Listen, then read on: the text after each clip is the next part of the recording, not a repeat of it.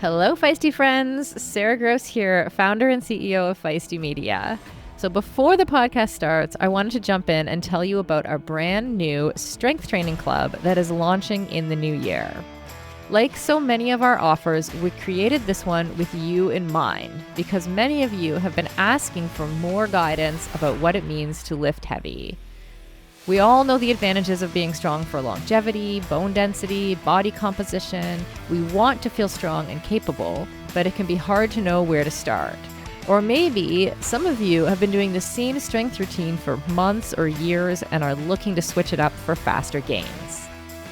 If that sounds like you, I highly recommend the Feisty Strong Barbell Club, which is a 12-week community strength training program designed for women who want real coaching, expert barbell programming, and the confidence to take up the space you deserve in the barbell section of the gym. It includes 3 strength workouts per week, optional HIIT workouts as finishers, and a community of supportive women to share the journey with. You will get monthly coaching calls, weekly form reviews on your lifting technique, guest experts, and thoughtful guidance from Feisty head strength coach Cassie Neiman. You'll learn the foundational barbell lifts, gain confidence under the bar, and train with a plan that meets you where you are at. So if you're barbell curious or looking for a new routine or a reason to get started with strength training, this is the program for you. To learn more about the Feisty Strong Barbell Club, just click the link in the show notes. 2026 is the year we get strong together. All right, Feisties, it is the last Feisty Triathlon podcast of the year. We will be on a 2-week break. There will be reruns. Don't worry if you missed us. And we'll be back in January. For this last episode, we have everybody here. Joanne Murphy, Katie Zafaris, me, Kelly Ware, and Chelsea Burns is joining us because we're going to do a recap of the year. And Chelsea, I felt like we needed some short course expertise in this recap of the year. Thanks for having me. I hope that I can also offer newfound expertise in long course too. Happy to be here. But Joanne is insisting that we start with how is everyone doing on their fit for Christmas challenges? And by everyone, we mean Katie. I opened the email. That is as far as I got. But I'm kind of failing on all levels. I was going to say what I did, but then I realized there wasn't much to update on. So, did you not bring Kimball for a cycle this week?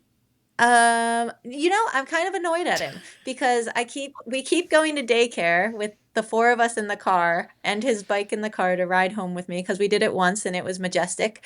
And he keeps turning us down and saying he just wants to go in the car. And then I run home alone from his daycare. So, and then I get annoyed at myself because I forget my headphones because I thought I'd have him to commentate for his entire Isn't it journey like back a 4K home because run? that's what he likes.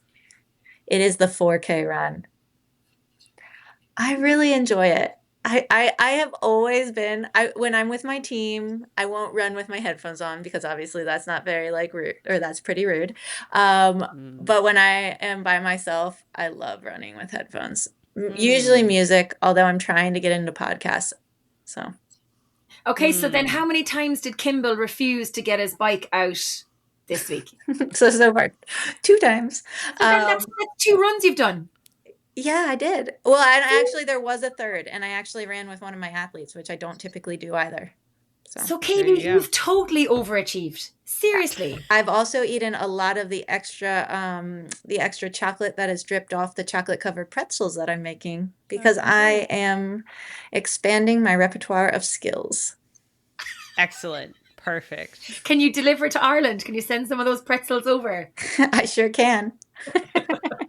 So Chelsea, I was going to tell Chelsea because she was probably like, "What is going on?" Okay. That Joanne runs a Fit for Christmas challenge that has like daily challenges all December, and Katie signed up because she's lacking motivation, but apparently she's not really doing the challenge. Well, so. I still think I was so excited, and I now realize I just need a buddy system, which I told you guys previously to this, is that I just need someone, and hence Kimball. He is supposed to be my training partner, but he's kind of not holding up his end of the bargain here. And yeah, he's 3, so I can't really force it on him. Yeah, so the festive theme challenges, Chelsea, were like Twinkle Toes Tinsel Trot. So like go and run for 5K, or Elf on the Shelf was probably doing some planks or burpees or something, at various intervals throughout the day today. Yeah, so it's been lots of fun. But Kelly didn't actually sign up. She was going hardcore with the Feisty cycling programs that we have. Mine is very horizontal. Like I think on Monday people are doing a Santa dash, but it's a dash around the shops to get the last of your Christmas shopping done and have a treat. You see, so I am kind like that, as long as you're moving, that's the most important thing. But can I just have my win for the week? I would just like to boast. My sister tells me, stop boasting.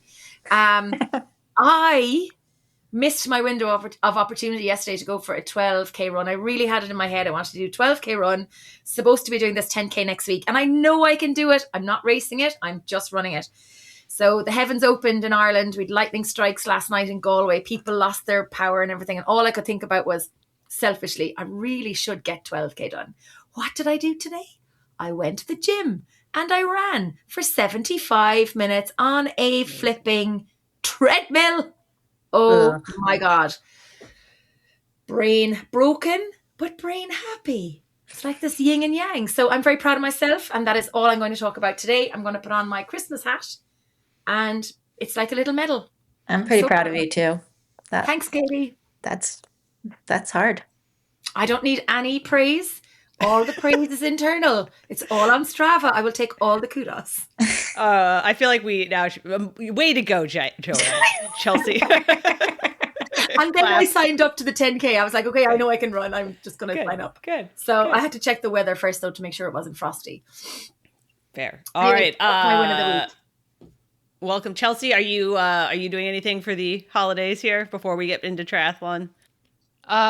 I mean, yeah, I'm going home to where my family's from in Seattle, but no fitness challenges like that, though. Now I wish I had joined a part. Though I'm still doing some fitness. So you're doing fitness. Can we get your fitness update? More motivated than Katie. I'm doing a 50K in February. Oh. So I'm trying to train for that. Which one? Black Canyon. Net downhill. Here's actually my most proud fitness challenge I did for myself this month was I work at Trader Joe's, as you know, and usually every shift you get a 30-minute cart run. So you're sent out to collect the carts for half an hour of your shift. So one of my coworkers challenged me to try and complete a 5K during that 30-minute cart run, and you're still collecting shopping carts, and you basically just like don't stop running. So I did it, 5.01 Ks. I was covered in sweat. I would love to have witnessed that. Yeah, it was embarrassing, but it was actually pretty fun. Chelsea, that's the ultimate Christmas trolley dash. Yeah. That can be on your next year's challenge. You can add that. Joanne's going to add that now to her next year fitness challenge. I think the supermarkets wouldn't be too happy with me. And over here, you have to put a coin into the trolleys to move them. So, well, that means you get paid when you finish. Perfect. Kelly, how is your challenge going? My self-declared.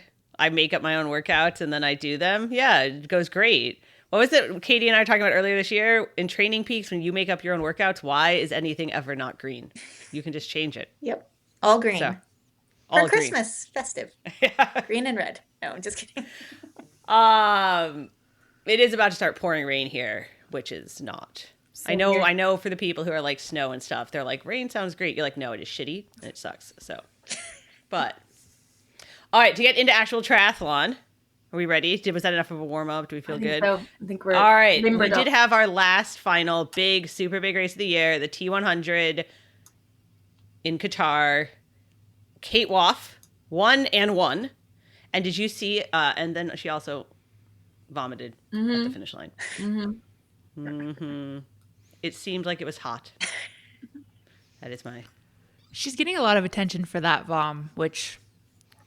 it was an amazing race, but yeah everyone's talking about her. I don't know if everyone's talking about it. I've heard it a few times, I guess, but I think you live in a universe where everyone is talking about it.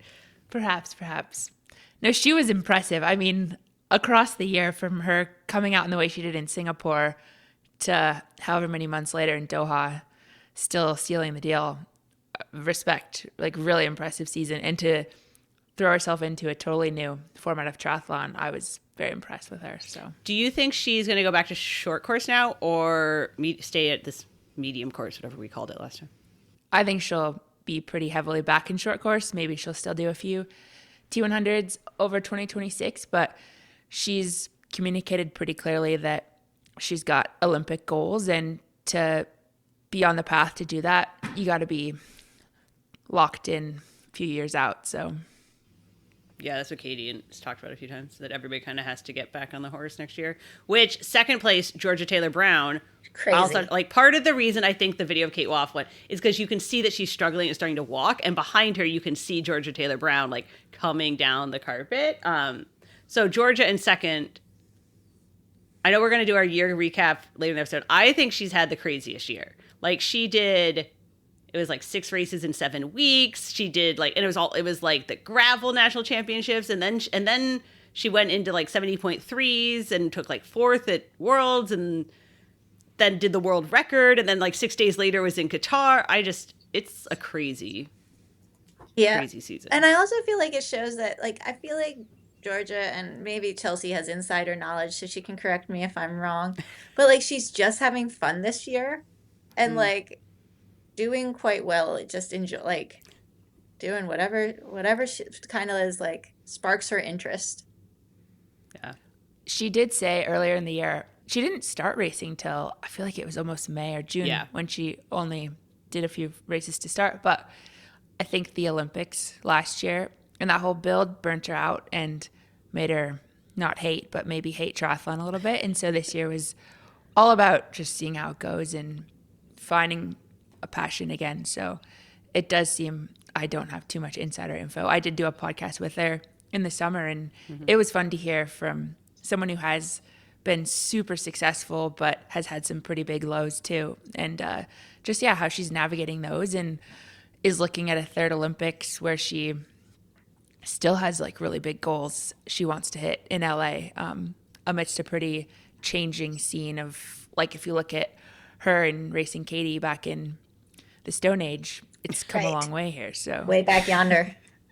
But even to look at her schedule, her schedule's a bit insane, but then you look at the performances she put out as well. I mean, she really peaked towards the end of the season. I know her season started slightly late, but like, she's ready now for a break and to build again next year, whatever she decides to do. But like, she must have so much confidence in herself and joy, and plenty of money in the bank as well, based on her race results, which we've seen lots of stuff online this week about the money that the athletes are making.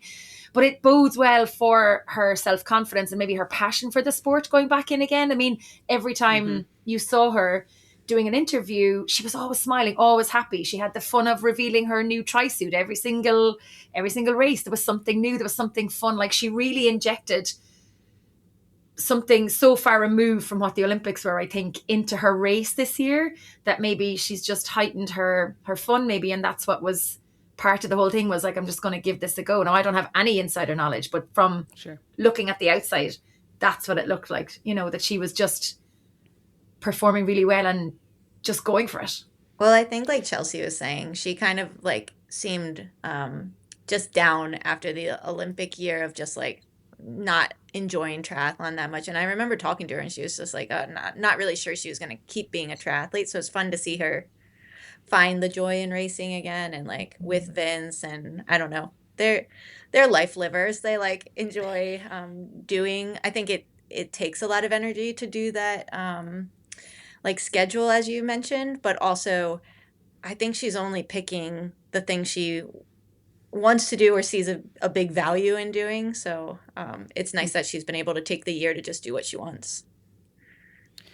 Part of when I was like looking back at the year, part of what made this year I feel like so weird is because it was this, like, so many of the Olympians obviously did different things, or they were a little like off, not like a criticism, like they needed to recover or like take it off, or so it felt like it was just this very weird year, up and down, all like when you try to like look back at the whole of 2025, a lot of people were kind of coming off of post Paris.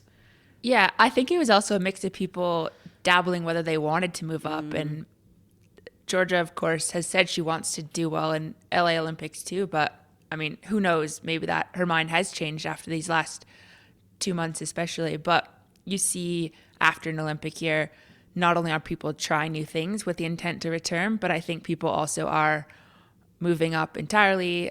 A lot of retirements this year. 20 some.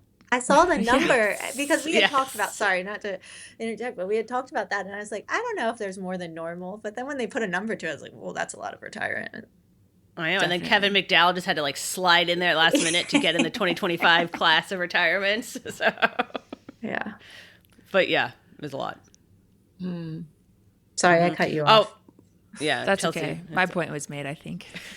Since Joanne mentioned the money, I should say Kate for the overall series ranking. So Kate won 200K. Julie Duran ended up second, won 170. Lucy Charles Barkley 150K. I didn't like. We've talked about her, but Jess Learmouth got in there at 5th place in the series. Took home 110,000. I know she's been like consistent all year, but I just like didn't realize. Yeah, I also loved her coming into T100 and doing well and like bringing Fred along for the ride. I know that like the buddies with Sam Long's kid as well. So from the mom side of thing, that was pretty fun to watch. Is like just her kind of, because she had like some pretty big injuries. Yeah, Huge that's what I was stretch. going to say too.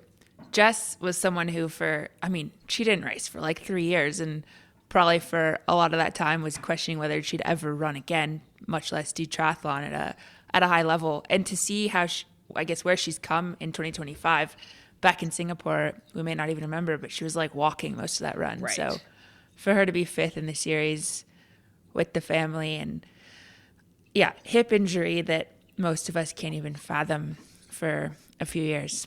She's also just like, everyone is always cheering for Jess. So That's true. very big personality, and we're very lucky to have her, I think, in this T100 crew. So Yeah, can we also talk about how the T100, a lot of the things I was seeing from T100 Qatar were just like about the athletes being there for one another with so many I'm speaking mainly from the women's side of just like Lucy and Ash, like being there after like some pretty big hardship.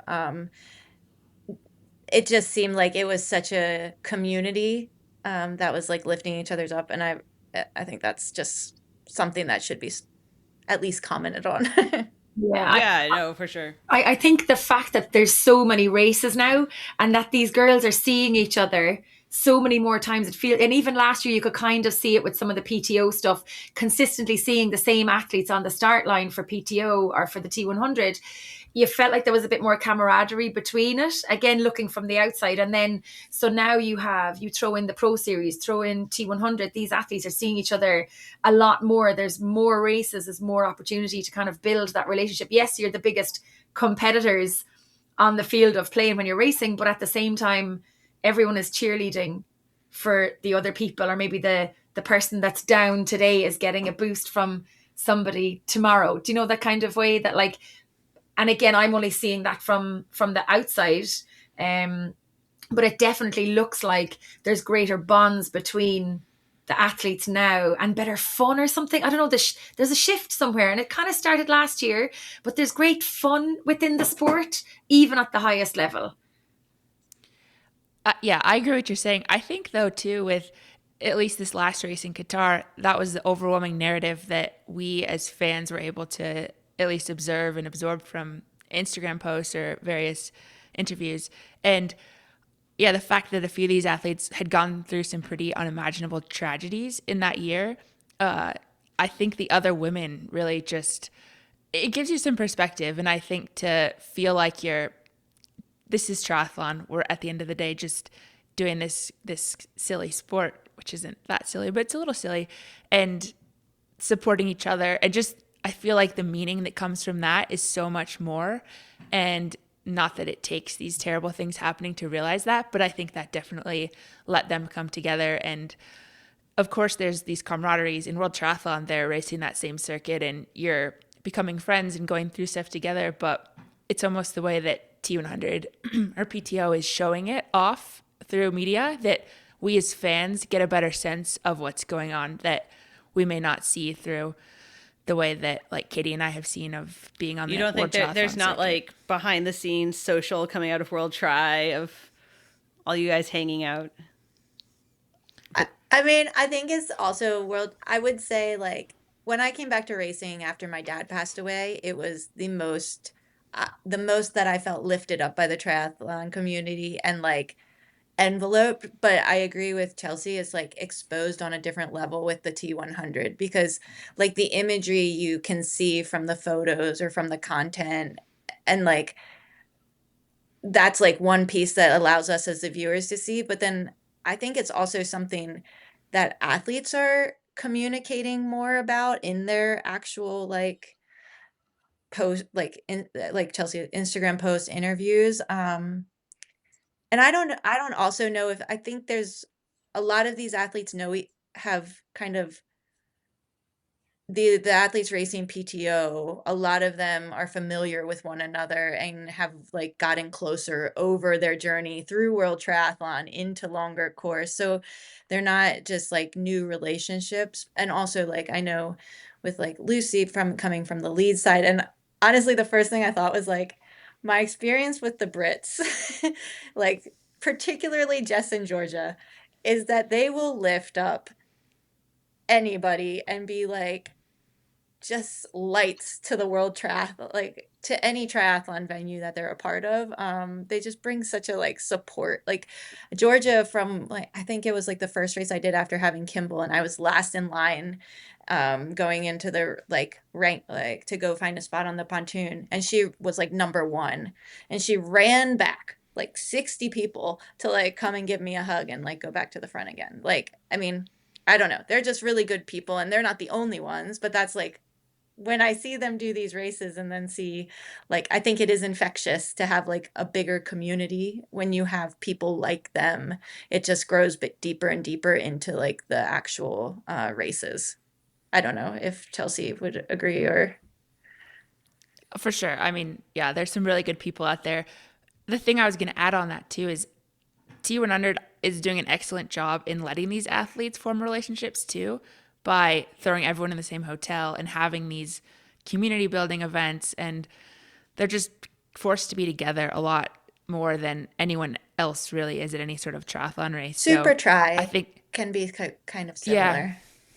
Yeah. And can I just ask as well, you know, in terms of, I suppose, building that camaraderie, when you are racing with your federation, you're with your federation. You're not probably in, or maybe you are you engaging with the British athletes or the German athletes when you're racing, you know, say like at the Olympics, like it's very much you're racing for your country. You're not racing just for yourself. So then when you go to race at T100, is that level of that country responsibility removed so you can build and form those relationships so that you are supported no matter what is going on behind the scenes in your life, that you know when you turn up to a T100 race, you're going to see some friendly, smiling people who are going to lift you up and support you and be your cheerleader.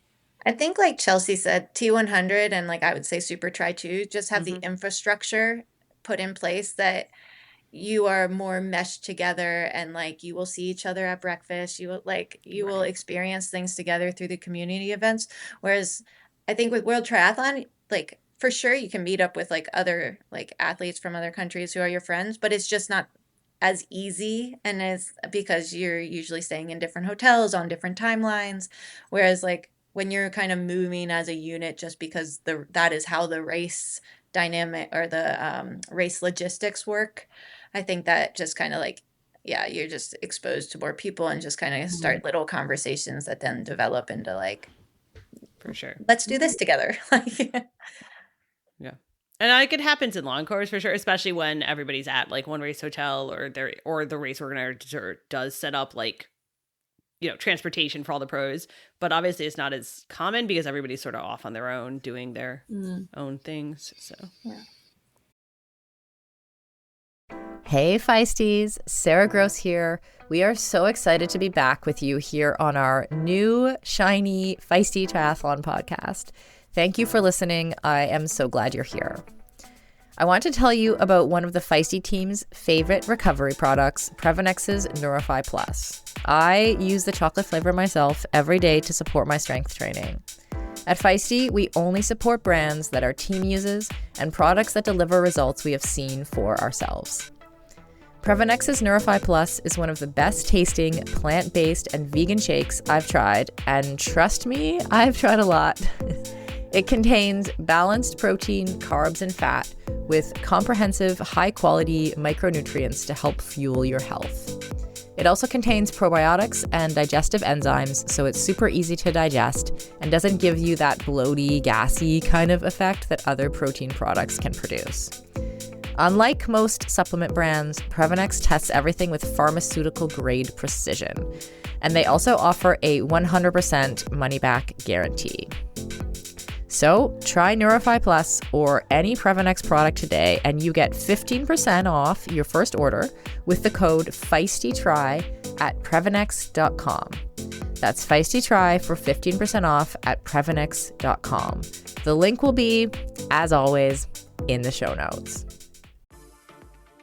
Hate indoor training? We have great news. We have partnered with Waugh to offer you a special deal on the Waugh Kicker Run, a treadmill that will convert even the most diehard treadmill haters. Waugh, the same company that revolutionized indoor cycling training, has literally broken the treadmill mold with this machine. With its special run-free mode, you can just hop on it and run. It naturally adjusts the pace as you do, just like you would outdoors. Speed up, slow down, it moves with you as you do. It can also simulate the terrain by subtly tilting the angle from side to side, so again you feel like you're really running, not locked into an unnatural pace or place. Or you can lock it in or even program workouts, so it does put you through your training paces, including both inclines and declines. And it's stunningly quiet, even when you're humming along full tilt. Even if you love training outdoors, the Kicker Run is a game changer for year-round training. No more trying to navigate ice-covered roads, awful weather, or worrying about going out in the dark.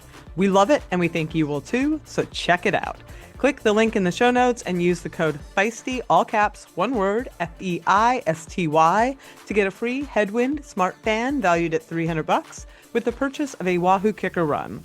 That's code FEISTY to get a free fan when you purchase a Waugh Kicker Run.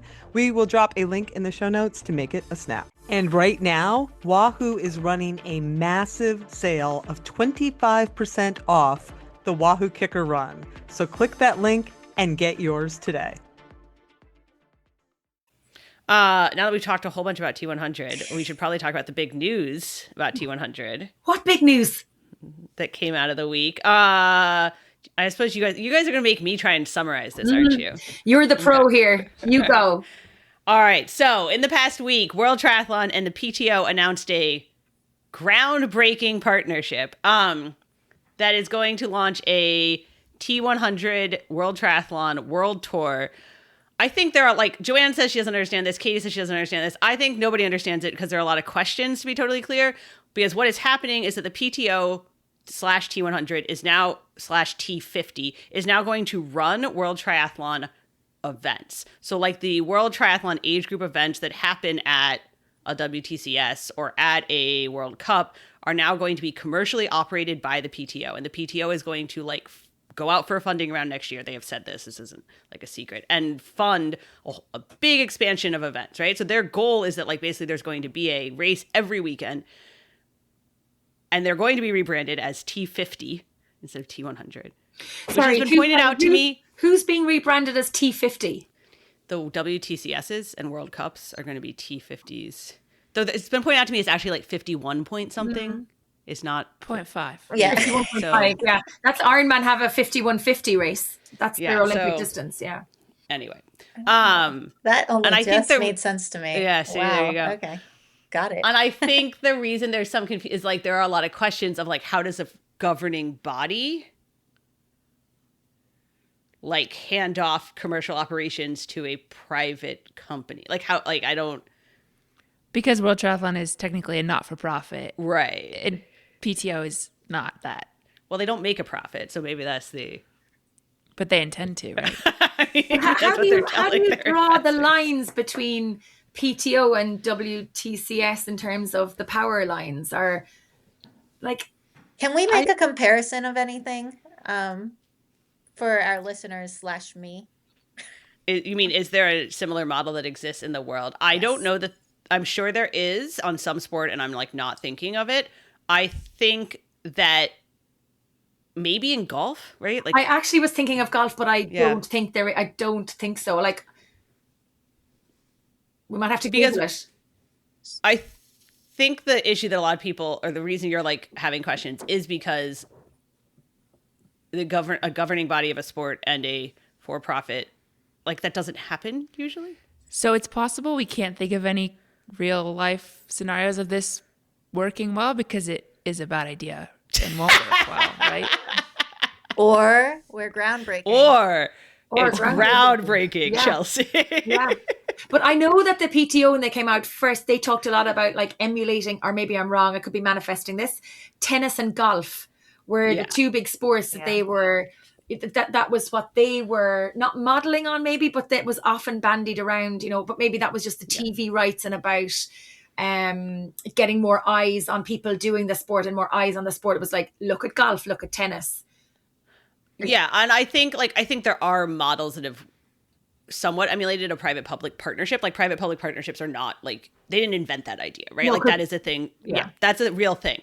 I think the reason we're all like a little bit confused is because the question is like, if the PTO is going to be spending all the money and putting on all these like commercial age group events, how are they going to make back like money? And then if they are making that money, how does that benefit World Triathlon? And then who's making the final decisions? If the World Triathlon is the governing body, are they ceding decision-making control? Like who's making the final decisions then? So I think Chelsea's right. There are questions. Yeah. I think the most obvious question for me is why would World Triathlon want this? Because They don't have money. yes, but they are also like seem like they're doing fine. People are continuing to do Olympics, and that is They still have a draw. what's the word when you have like liabilities out there that are like hanging over you? There's a word for that in like business. Anyway, they have the problem that they are not like, they are losing huge amounts of money and they cannot find cities to host races anymore. They were really, really struggling to find cities to host races. So I think they think the PTO is going to solve that problem. Okay, so they're super desperate because they're circling the drain, and this is their lifeline. That is not how they would phrase it. Yeah, but it's based on what you're saying, that's what it is, right? So that doesn't allow sound decision making. But there's skills. 10 World Triathlon Championship Series races next year, which is more than there's been. My guess, Katie, is that some of those were like in the works with this PT. Like, you know what I mean? That like they're like the deals are going on behind the scenes, right? Like, no, you're right. I saw the calendar for next year and I was like, great. They've convinced London to put on a race. Fantastic. I think another big question too is how does this change the T100? Because aligning with World Triathlon, who's pretty rules heavy and also pretty federation involved, that's the T100 started almost out of being like an answer to people that didn't want anything to do with federations, let the athletes have the power and kind of enable them to create careers for themselves without the, I guess, restraints of World Triathlon. So But they are Yeah. under World Triathlon, T100. Now. they are. yeah. And I've heard that since joining with them, what was that, like a year or two ago, it's changed PTO T100 races for the worse. Well, because to your point, there are more rules now, right? And there is like more of a process, and that's they've come in conflict sometimes when like people, you know what I mean? Like we have seen that happen where like it's like, well, World Triathlon rules are X, but T100 was doing Y, and then the athletes don't know, and then it like causes issues, right? Like that is a thing. Right. So the rules exist, but they're not enforcing them. And it's becoming a big problem. Like Hayden. It's becoming a medium problem. But maybe Yeah, this is I part mean- of the solution to that problem is to align the rules of racing at T100 Maybe. with WTCS and bring it in line. Because like Ironman is in line with the rules of racing, and you work with the local federations rules when you're racing. So you'll see like referees from British Triathlon in the UK. You'll have American referees from USAT in the States, like and even in France, in Germany, wherever you are in Europe, you will always have like a head referee will be from a local federation. And that's only my Ironman experience. So maybe because of the issues around refereeing and technical officials. And actually, I know some of the Irish guys here go to some of the T100 races, and they're under an Irish federation, and they're brought in to work the T100s under the rules of WTCS. So there's definitely a lot of potential. Like, it could be a really excellent step forward for both. I think it just stands to be seen how it all gets implemented, and like you said, who is in charge. And sure, there's going to be some sort of board of both sides coming together. But yeah, no, it'll be interesting to see. And we don't get to see it till 27. But I think because like it's not actually going into effect next year. Which someone pointed out to me, there was some like announcement that came out about races, and they all, like, to your point about alignment, like they couldn't even get the wording right about whether it is T50 or World Tri or World Cups or World WTs. So I think there is certainly still like a lot of confusion. But and who has the final say? Like, who's actually in charge? Saudi Arabia. That is accurate. I will tell Chelsea, to your, and this is going to be my like hot take, whatever, like all of these questions, the only way they get resolved, in my opinion, is that the T100 goes away. Like, you cannot continue to run a 100K race and run a Olympic distance race and run age group races and promote, like, right? Like, the only way that this like ultimately works out. Yeah. I mean, a lot of, questions that we could think of here, but I've heard, chat of non-draft entering Olympics, what that's that not going to looks happen. like. Nobody serious in Olympic spaces thinks that's going to happen. Like, yeah. So. Well, I don't know if I think T100 is going away. It definitely seems reasonable to have of course, World Triathlon operates different distances already under their empire, but the main good thing I see is, like, I don't know. I feel like having less competing brands out there, and like right, but this is my would be point is like better. You can't have a competing race then in London. Take London for example, where you have a 100K race and you have a WTCS T50 race, and like you can't have competing if the goal is to have less competing. So the other question I have is this going to ultimately change the makeup of the PTO then as well, as a professional triathletes organization, and its original vision for the brand and for what it was? And I know it's shifted quite a lot, but at the end of the day, was it not put together to support athletes, to provide a voice for athletes, to do lots of, I mean, again, I'm just pulling from the depth of what my brain can remember from when they were launched, but will this ultimately affect what the PTO actually stands for at the end of the day? And maybe it's a discussion for another time, but that would be another question that I would have. I'm all about the power struggle and who's actually in charge here as well. And like, that's what I was going to say. I think it depends how these, like, this merge kind of goes, because you don't really know who's, I guess you can't see hand motions, but level. And the other thing as well is, isn't World Triathlon, aren't people elected to World Triathlon? So you have like a women's commission, or you have like a referees commission. Again, maybe I'm using the wrong phrases and words, but are people not elected to the board and elected to World Triathlon organization? In theory, they are, but they've had some questions. Oh, that's another issue. That's a whole, no, we're not going into that. Don't get into that. Chelsea, not tonight. She asked. No. But the only, like, how do you have digress?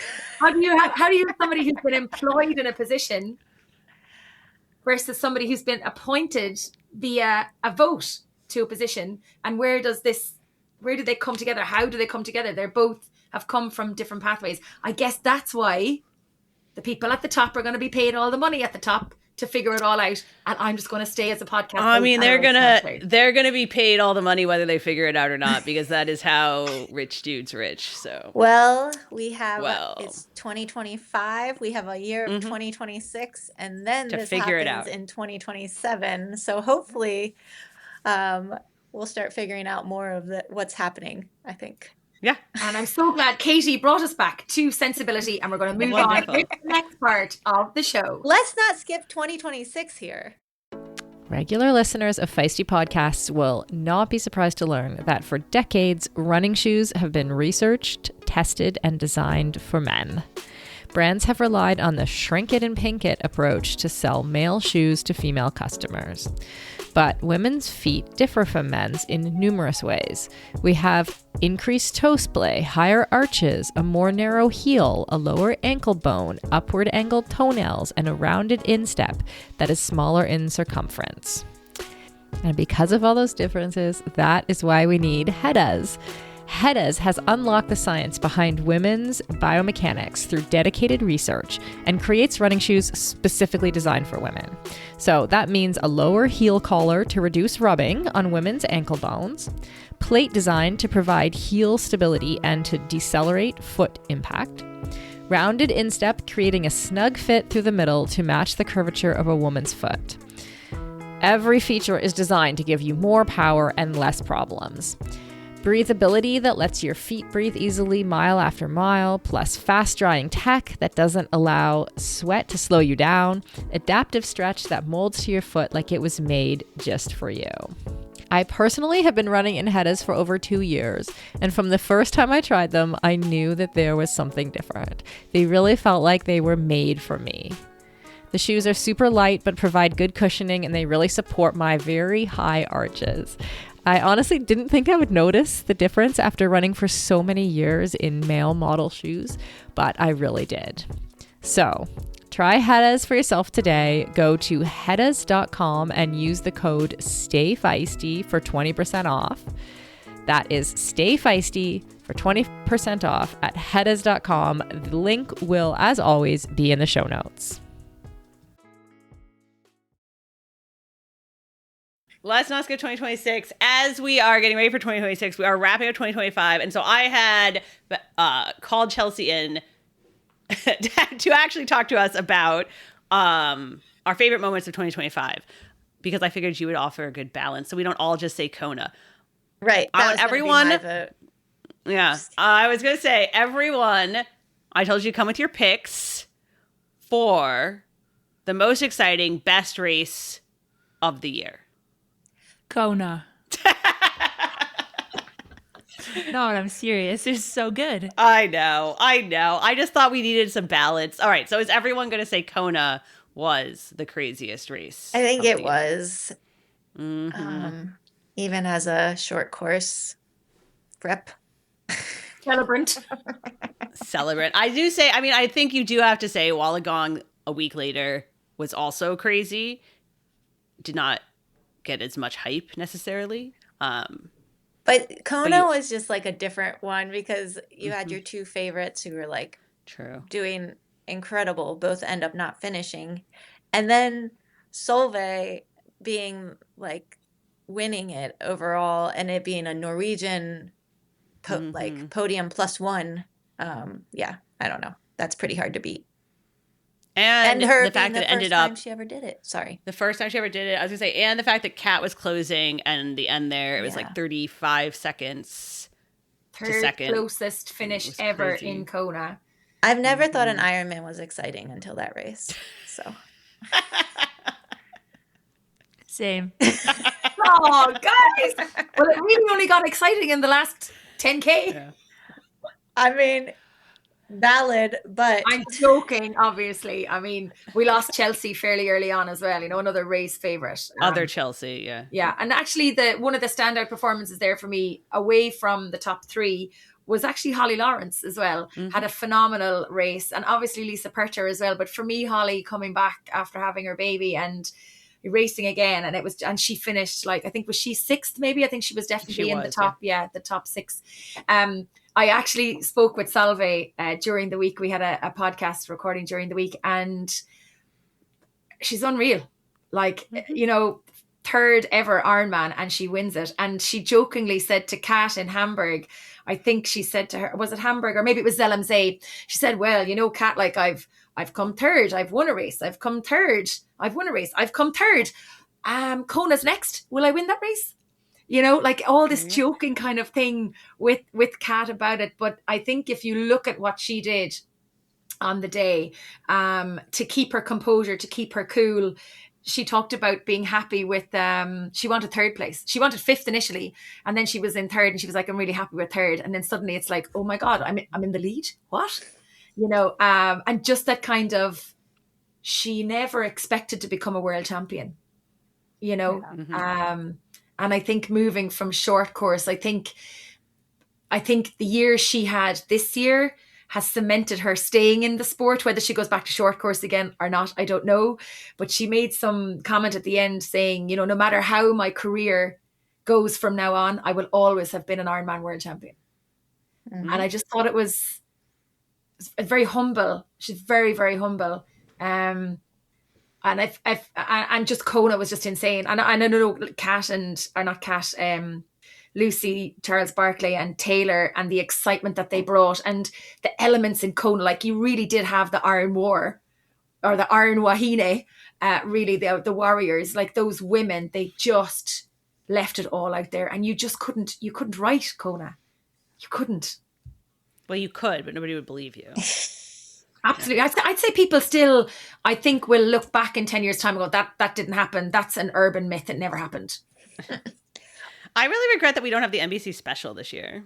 But I wonder, do we have a movie coming out though? Because I know that they interviewed all of us in Nice and Kona, and then they do like this, not a highlights thing, but they focus on they call it a doc. The documentary, yeah. It's really good. Like, and the team that are there behind the scenes doing it are amazing. But yeah, sorry, I went on for a bit of a rant there. But can we also say that in general, the whole championship season did not disappoint? Because if you look at Wollongong, the 70.3 Worlds, and you look at Ironman World Championships, all three of those races, we had talked about it starting off slow at the beginning of the season, and I was trying to look back at everything and be like, did I miss anything about what was the most exciting, what was the most interesting? And no, it was those three races across the board.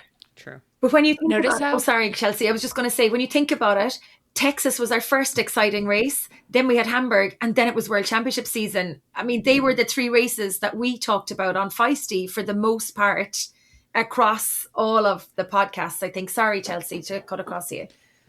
No, that's okay. I was just going to say, notice how Katie said championship season and didn't mention Qatar. That it felt like it was, a little bit of an afterthought. Like, it's Christmas now. And it was late. That was maybe a little too late. It was a little too late. We were all burnt out from. Well, I suppose too much I did the same thing with Super Tri too. That might be a little bit of my. It also was just there was too much excitement, too packed in to September, October, and then we were just like, whew. And November. That was the very beginning of November, yeah. Yeah. I mean, Kona was amazing, and I'm glad we all agree that was the peak race of the year. But to put some attention to other amazing performances, like you said, Wollongong was awesome. I got to go there in person. I was lucky. That was the only triathlon I was physically at all year. And, very high drama women's race with your two favorites, again, dropping. One of them DNF'd and one of them just fell back, and I don't remember. Yeah, who. She was injured. Cassandre DNF'd, and Beth Potter was actually running on a stress fracture in her foot, I believe. But still, it just goes to show that in these high stakes races, who knows what's going to happen. So that was fun to watch. And then, of course, Matthew Hauser's world champ, flawless win was storybook, very on home soil, just not many he was actually probably my pick for athlete of the year if you just want to look at dominance in what they were doing, whereas because so many other people won, it was so close for everybody else. I feel like in races, there was lots of back and forth, whereas Matt was just sort of dominant. Well, also, I guess on that kind of in that same general area is there were so many athletes who we had new winners. Between wasn't it at one point T100 had a different winner for every race, and then even on the world tri, I'm pretty sure WTCS's was variable as well. It was very variable, and it was only later that Cassandra and Beth both had 2 wins each. So yeah, I think that's a post-Olympic year phenomenon a bit, but I also felt at least in the World Triathlon world, it was a bit of a changing era. You had some World Series podiumers that were born in 02, 03 that the new crop is here, and they're really impressive. Like Henry Graff, David Contero, he ran under 29 minutes in Wollongong, which that's some elite stuff. So it'll be fun to see how, of course, it's a different, I guess the way the racing was going was definitely different than pre-Paris, but we'll see if he decides to leave a promising marathon career and come back, and if Hayden decides to come back to World Triathlon racing after. Do you think they won't? I felt like they definitely were coming back to World Triathlon racing because I felt like they wanted medal in LA. They have both said they were going to come back, but I don't know. I had this conversation with Flora about that I wouldn't if I was him. Like, Really? Jesus. Really? No way. No. I'd be marathon all the way. Yeah. No, I think he's coming back. He wants another gold in triathlon. So Yeah. Do I you know we've think had he this could debate, do both, Chelsea? Just what I was about to say. No way. Okay. No way. You can't train for a marathon at the level that he is capable of. I mean, talent, talent, period. There's no other thing to say about this guy. But I don't know. I think that I didn't watch any of his race series before, but afterwards he had a 30-minute YouTube video afterwards, and the guy's crying. You could tell this marathon result was so emotional and so meaningful to him. And yes, of course, winning a gold medal in triathlon is super powerful too, and winning a second would be amazing. But I just got the sense that this was a purpose that he felt so, I don't know, invested in, and was so rewarding in a way that I could almost see triathlon not being able to give that to him again. So, Interesting. but who knows? He has said he's coming back. yeah, I was like, these are the dilemmas of, the 6 gold medalists in the world who also could potentially do another sport. This is not a widespread, relatable problem. No, we cannot. None of us can relate to Alexi. That's for sure. But also, again, selfishly, I just want him to stay in our sport because Sure. I just enjoy how he represents triathlon. But how amazing would it be for him to represent triathlon in the marathon world and to go become the fastest British marathoner in history Yes. as a triathlete? Yeah. That's People are true going to too. be respect triathlon. And also Respect even the move from short, sharp racing up to marathon. I mean, it's Crazy. there's daylight between the whole thing. It's crazy. There's day and night and daylight again. But can I just bring up another athlete who really burst on? I know she's on the scene, but really she burst onto the scene this year, and I hope I pronounce her name right, but I'm only doing it the way the presenters do it, as Kate Waugh. Is that how you pronounce her name? She had a phenomenal season. I was looking back at her results from, say, last year and the year before, and they were good.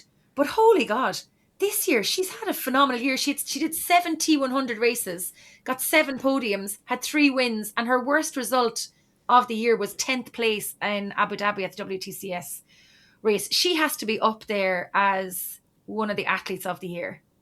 Yeah. But a bit like Salve, bursting onto a new distance, a new scene, and just absolutely taking the bull by the horns and outperforming, I guess, her previous races. Phenomenal. We talked about her at the beginning when we were hitting on Qatar, but she's someone who had a, time and a half heading into Paris with selection.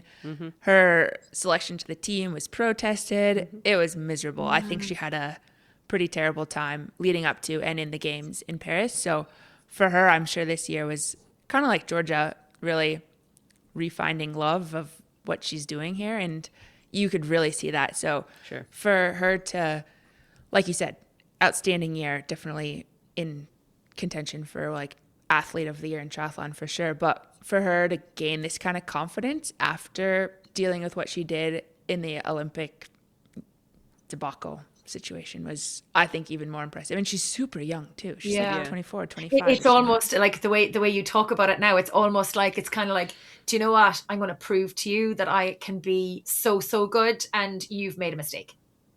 Do you know that kind of way, that not a redemption race, for want of a word that we would have used with Taylor and Lucy for Kona coming back in Marbella, but kind of 2 fingers to the world, kind of going I am incredible and I'm going to prove it. Maybe. I don't know. Maybe I'm wrong. Katie Maybe the knows. psyche of my brain is different. No, No, I think there is, like, I mean, ultimately she was selected for Paris and competed, but like just going through that and being like tested, I guess, of your worth, and then maybe when that happens, your focus, there's so much distraction from the actual Olympics and like your preparation. And I don't know how hers went, but there might be a little bit of just like a shadow over like something that you want to be celebrated for, like going to the Olympics, being at the Olympics. And then she was 15th, so that's like I don't know. It's like an in-between result in the sense of it's not like horrible, but it's also probably not what she wanted. So then to come back firing on all cylinders and just like, find that momentum in the T100, but also, in a few of the World Triathlon races as well. So I'm so excited to see what happens in World Triathlon racing once people decide what they're doing, like and next if they're year coming back to like going for the Olympics or not, because I don't know. I think there's quite a few athletes who found really good momentum in longer course, and traditionally you're like, oh, you keep going in longer course, but I think that's being tested now. So I think once we have all of our particularly World Triathlon contenders come back into like the championship series, I just can't wait to see what happens. You're excited. I am excited because I think it changes every single year, and a bit of the dynamic of racing. Like you saw, I'm swim, bike, breakaway. That is what I love watching for like World Triathlon, and it's been in the past few years more coming down to the run, and then this year you're starting to see glimpses of athletes like figuring out how to break up the race again. And I really hope that holds, but we'll see. Katie's like, Olympians, assemble. Yeah. Come on, everybody unite. Yeah. We talked about that when we had Spivey on, right? Because like we talked about how the changing dynamics and everything. And I think kind of like Chelsea said, it does feel like there's a changing of the guard happening for sure. There's some, I don't, not that like everyone's leaving or everything's changing, but there are some younger people coming in now. We'll see what happens, where they go. I'm really interested on the American women's side too, in particular, because right now I feel like because you're professionally, personally invested in that. Okay, are any of your athletes gonna be up for the task? Maybe not LA. Okay. More beyond. We're thinking more beyond. So I'm not as conflicted in saying this but I think just in the women's side, it's whether it'll be athletes who have already been to multiple Olympics or whether it'll be a newer crop coming up. I mean, most likely it'll be a mix of both. But I'm just really interested to see how these kind of next few years come together for the American women, because you have athletes who are like know what they're doing and just have a lot of maturity in the sport, and then these new ones just with a big energy. So yeah, and because it's LA, I think the American, there's like a desire to stick it out. So speaking of American women, is Taylor Knibb going to go back? Is she going to go to LA? She has said very clearly that she wants to win Kona next year and then focus on the Olympics. I'm just saying she has said that very distinctly. So okay, she also had a great season other than the DNF in Kona, obviously. She, second at the 70.3 Worlds, a win in the T100 and second at the T100 and Ironman Texas. She didn't have a shabby season. In terms of our female athletes of the year, there's one more before I get to the one that I think will possibly be the one that a lot of people will go for. But Kat Matthews had a phenomenal season. Oh, that's true. She did. Do you remember that she broke the Ironman World Record back in Texas? Way back in April. Yes, in Texas. And then herself and Laura Philipp went head to head in Hamburg and again reset new records. But then she also won Zellamzee, won Ironman 70.3 Swansea, and was second at the World Championship. And she was just on Chelsea's podcast like 2 weeks ago. Oh, amazing. Yeah. So, and Chelsea, she doesn't do that many podcasts. No, I mean, not anymore. She'll talk to you. She talks to me like she talks to people, but she doesn't do podcasts anymore. Yeah. I was convincing, I think. You've got that kind of personality, Chelsea, I think. Yeah. No, I actually really enjoyed doing that chat with her. I know her a little bit just because of Mark and Pro Chinese and whatnot, but she did say to me pretty early on, hey, I don't really do podcasts, but I'll do this. I was like, okay, cool. What an honor. But Did that stress you I out? got this. No. Then you're like, oh, this has got to be good. Just kidding. Yeah. No, I felt pressure to do a good job, and I know that she has a lot of eyes on her, and there would be plenty of people that wanted to listen. But I got this feedback from a few different people that she's pretty open on media. She does plenty of types of things on like Breakfast with Bob, etc. So people definitely get a sense of who she is, but maybe not a super in-depth view into Kat's mind. And I definitely probed her a little bit, and yeah, the feedback I got was, it was really interesting to actually hear how she thinks, and maybe that reflects some of how she races or how she presents herself. And yeah, I just felt really proud of being able to, I guess, show that side of her that people maybe would have not known otherwise. And they're like, I really liked her a lot more after listening to that. I like Kat. She thinks a lot. That is what I always take away, is there is a lot going on the whole time. Yeah. Did you listen to the episode, Kelly? I listened to part of it, but I've also talked to her a lot. You say that about all my episodes. You listen to part. Chelsea, Well, At what point are you dropping off? Because I'm I don't- gonna put on that because- podcast okay. tomorrow and listen to it. I'm going to put on that podcast. I don't listen to podcasts, generally speaking. Okay. Yeah. Is it I like don't, 10 minutes you're dropping off, or like 30? So because I don't commute, and I don't listen to things while I work out. So the only time I listen to things is like if I'm putting away laundry. So it's kind of like however long. And that she never does that. takes. So And I don't do that. But you know, so. like I listen to podcasts to research. Like, so I will listen to interesting. podcasts to research. I will, and Chelsea, well, I mean, I don't know your history with podcasts, but well done on getting Kat to open up and to probe into stuff that other people haven't been brave enough maybe to probe her on. Because for me, when I listen to podcasts, I'm listening because I might be interviewing somebody, but I'm trying to see what have they said. Then I'll read an article and I'm like, they said the same thing here. What did they say that I can find a little spark to go, actually, they didn't delve very far into this point. Was this on purpose? Or can I somehow maneuver in to get a little bit more in depth in that? And I think that's a very special skill. And Kelly, you do very similar as well. You're always getting like the best out of the people that you're talking to. Yeah, absolutely. Like, and it's important that you do that as well. Because you get one chance to speak with somebody and you mightn't get to speak to them again for like another ever to get them on your podcast. Do you know, that kind of way? So I always love listening to podcasts that other people have been on and kind of going, okay, they've ticked this box, this box, this box. We can talk generally about your background or about your race, but like, I want to hear about something else. I want to hear something else that somebody else hasn't heard. And so there you go. So if you want to hear more about Kat, then you should go listen to Chelsea. More from 100%. Kat. You should go listen to Chelsea's podcast. well, And can I just say, back in 2019, when I interviewed Kat, I distinctly remember saying, this is a star on the rise, or a rising star back. I think it was 2019 she was on the podcast. Like, I absolutely loved There you Kat. go.